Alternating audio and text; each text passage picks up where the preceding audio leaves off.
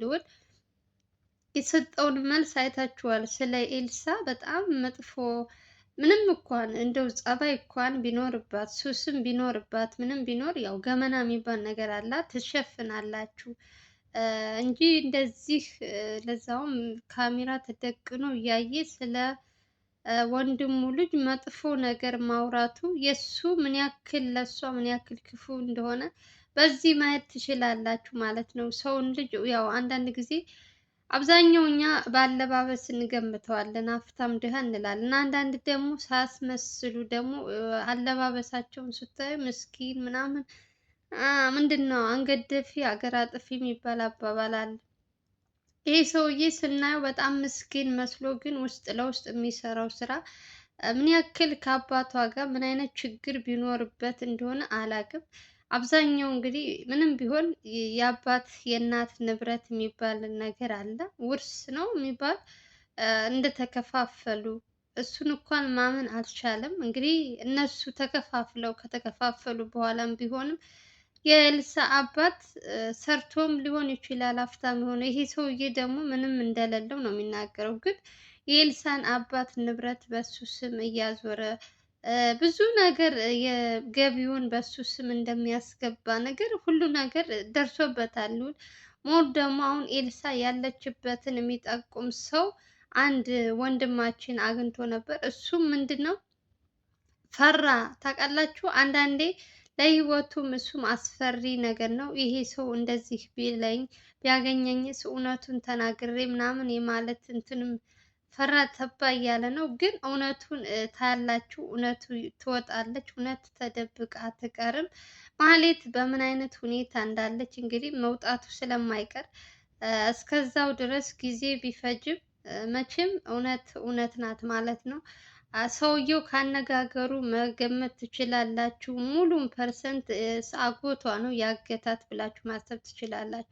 ማስታወስ የምትችሉ ባለፈው እንግዲህ የመጀመሪያ ቀን እህታችን አጋዥ ምስ ገብታ የነበረችው የቤት ሰራተኛ እሱ ያለችውን እንግዲህ ብዙዎቻችሁ ሰምታችኋል። ያጎትና እንደዚህ ያክል አረመኔ ጨካኝ እንደሆነ ምን ያክል ለኤልሳ እንደሚያሰቃያት ትምህርት ራሱ በአግባቡ እንደማትማር እንደማታጠና ሞር እኔ የቤት ሰራተኛ ሁኜ ተቀጥሬ እየሰራው በዛ በምሰራበት ሰዓት ከኔ ይልቅ ኤልሳ የምትሰራው ስራ ይበዛል። የቤቱን ስራ እኔ ቁጭ ብዬ እሷ ነበረች የሚያሰራት እያለች እንግዲህ ብዙ ለልዑል እየተናገረች። እኔ በጣም የገረመኝ ነገር እዚህ ጋር ሞር እሷ ይሄ ሰውዬ እንደዚህ እያሰቃያት አይደለም ልዑልን የመሰለ ጀግና ባል ሰጥቷት፣ ያው ባሏ በሉት ፍቅረኛ ወደፊት መጋባታቸው ስለማይቀር ማለት ነው መናገር ነበረባት። ይህ ሁሉ ጭንቀት ብቻዋን ማሳለፍ አልነበረባትም። ደግሞ ምንም የቸገራት ነገር የለም። ምንም ነገር ሳይቸግር አንድ ቤት ውስጥ ታጉረሽ ይህ ሁሉ መሰቃየትሽ ራሱ የሆነ ልጅቷ በጣም ጎበዝ እና አስተዋይ ብትሆን ነው እንጂ የእውነት ማንም ሰው እንደዚህ ችሎ ይሄ ሁሉ ጊዜ የሚቀመጥ ሰው ያለ አይመስለኝም። ግን ደግሞ አንዳንዴ ዝም ያለ ሰው ደግሞ በጣም ይጎዳል። በጣም ዝም በጣም የሆነ እሉንታ የሚባል ነገር አይደል? ሰው ምን ይለኛል እንደዚህ ብልሽ ሰው ቢጣላብኝስ?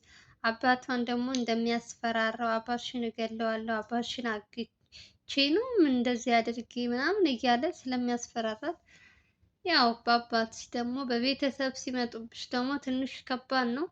ለዛም ይመስለኛል አሁን ላይ ይቺ ልጅ እውነቱን ያለመናገር እንትን ብላ ይሄ ሁሉ ስቃይ እየተቀበለች ያለችው። ልዑል የሚያውቀው እንግዲህ ተማሪ እንደሆነች እንደምትማር ነው እየተናገረ ያለው። ግን ትምህርቷን ራሱ እንደማትማር በአግባቡ እንደማታጠና እየተናገረች ነበር።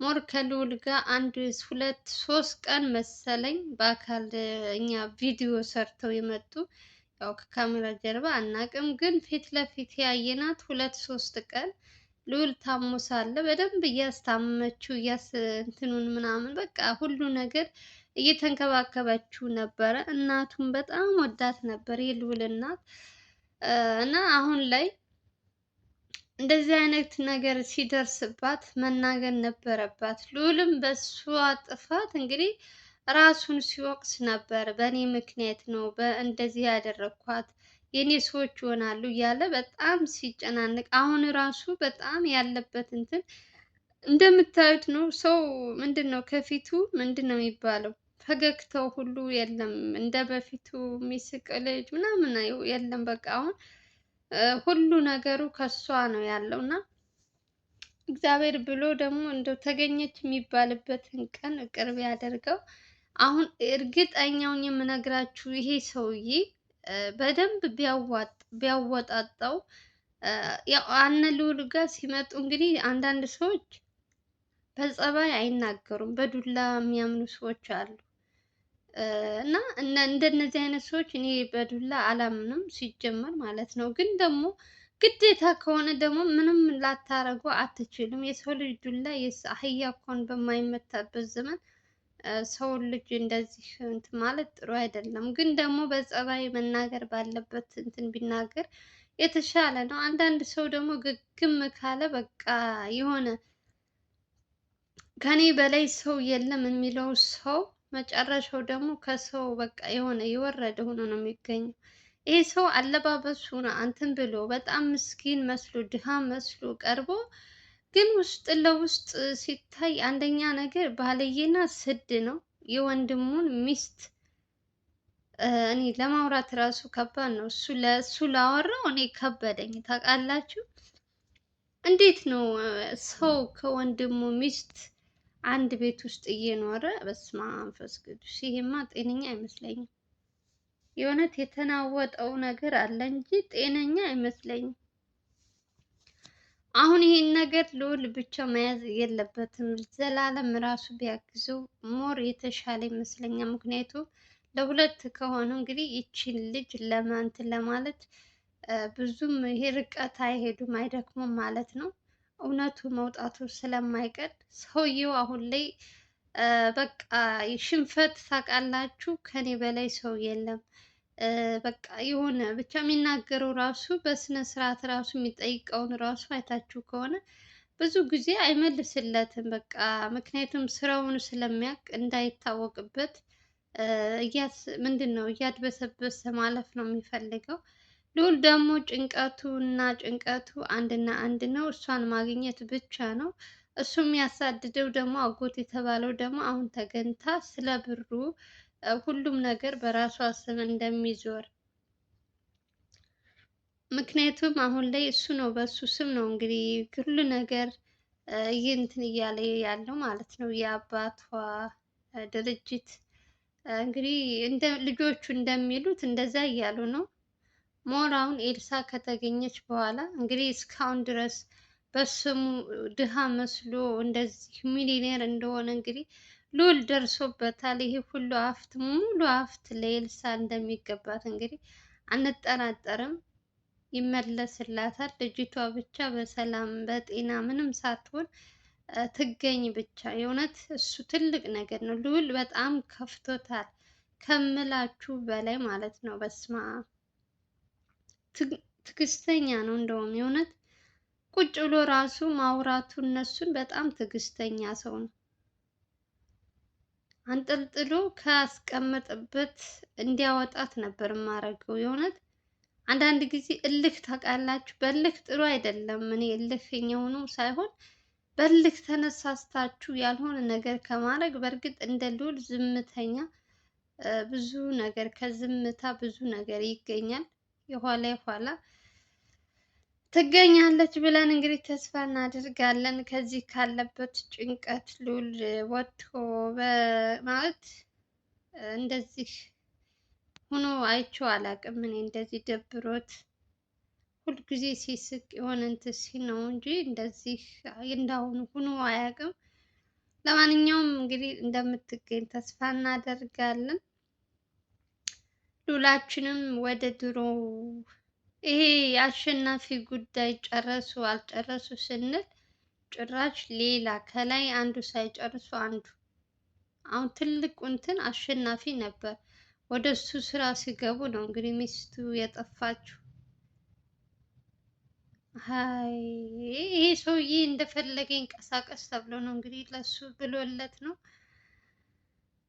ሲፈልግ ውጭ ሀገር ሲፈልግ ኢትዮጵያ እየተመላለሰ ይኑር ተብሎ ነው እንጂ መቼም እሷ ባትጠፋ እርግጠኛ ነኝ ቀጥ ብለው እሱን ሰውዬ ነበር የሚያሳድዱት፣ መግቢያ መውጫ የሚያሳጡት ልክ እንደ መስፍን ማለት ነው። ደግሞ ጊዜው ይጠብቅ እንግዲህ ሁሉም በጊዜው ስለሆነ አንድ ቀን ይዞርበታል ብዬ ተስፋ አደርጋለሁ። ምክንያቱም እሱ ሰውዬ ዝም የሚባል ሰው አይደለም። አሸናፊ የተባለው ሰውዬ ስንት ሰዎች ሲያሰቃይ የነበረ ከመስፍን በምንም እንደማይተና